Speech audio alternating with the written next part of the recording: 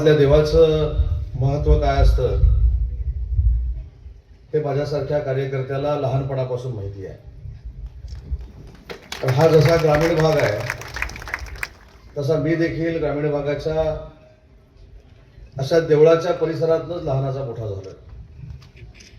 त्याच्यामुळं ग्रामस्थांमध्ये असलेले देवळाबद्दलचे विचार, देवळाबद्दलची भावना, आणि आपण किती जरी मोठे झालो तरी आपल्या गावातल्या देवाच्या उत्सवाला आपण आलंच पाहिजे, हे कोकणवासियांची असलेली भावना.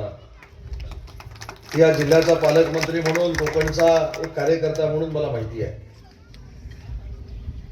गेले 8-10 दिवस चव्हाण साहेब सातत्याने मला सांगत होते की या कार्यक्रमाला तुला यावं लागेल.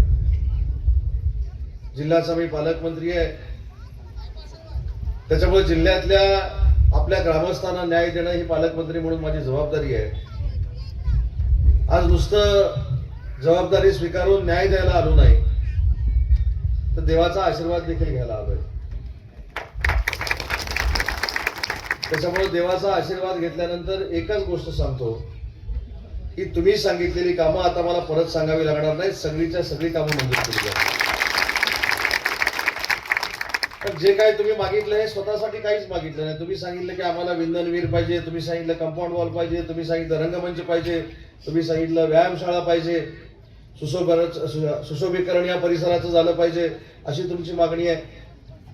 त्याच्या स्वतःच्या घरचं काम तुम्ही मला सांगितलं नाही. तुम्ही सार्वजनिक काम सांगितलं, सामाजिक काम सांगितलं.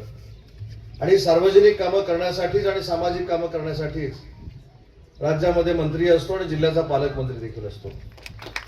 आता हा गाव बाकी कोणाचा नाही तर पालकमंत्र्याचा आहे, त्याच्यामुळे चिंता करण्याची अजिबात आवश्यकता नाही. अनेकांनी तुम्हाला सांगितलं असेल की पैसे मंजूर होणार नाही, असं होणार नाही, तसं होणार नाही, ते सगळं सोडून द्या.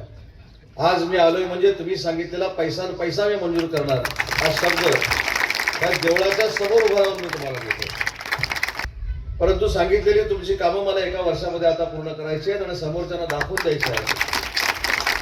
ज्यावेळी गाव एकत्र येतो, आध्यात्मिक वारसा पुढे नेण्याचा प्रयत्न करतो, गावाची परंपरा पुढे नेण्याचा प्रयत्न करतो, तर 100% पालकमंत्री त्यांच्या सोबत असतो. 1 वर्षामध्ये मी तुम्हाला दाखवतो. मगाशी नासिरबाईंनी सांगितलं, आमच्या चव्हाण साहेबांनी सांगितलं की रोजगार निर्मितीसाठी कारखाना आपल्याला पाहिजे.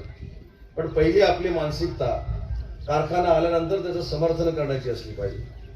मी 4 वर्षापूर्वी पहिल्यांदा जेव्हा परदेशामध्ये एका कॉन्फरन्सला गेलो होतो आणि त्या ठिकाणी एक फार मोठा उद्योजक मला भेटला आणि मी त्याला सांगितलं की माझ्या कोकणामध्ये, माझ्या रत्नागिरीमध्ये मला आपला प्लांट टाकायचा, आपला कारखाना टाकायचा.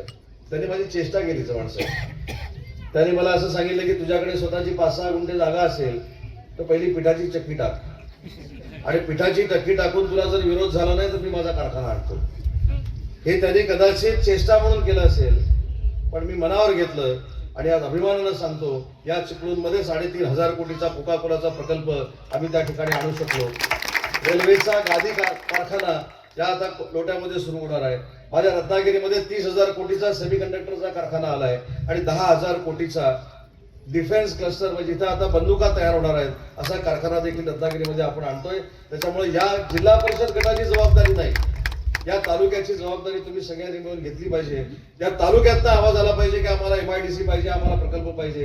आणि ज्यावेळी अशी परिस्थिती तुम्ही निर्माण कराल तर 100% तुमच्याकडे देखील प्रकल्प येतील आणि तो आणण्यासाठी जिल्ह्याचा पालकमंत्री म्हणून आणि राज्याचा उद्योग मंत्री म्हणून मी नक्की पुढाकार घेईन. टाइम्स डिजिटलला लाईक करा, शेअर करा, सबस्क्राईब करा आणि बेल आयकॉन दाबायला विसरू नका. Times digital.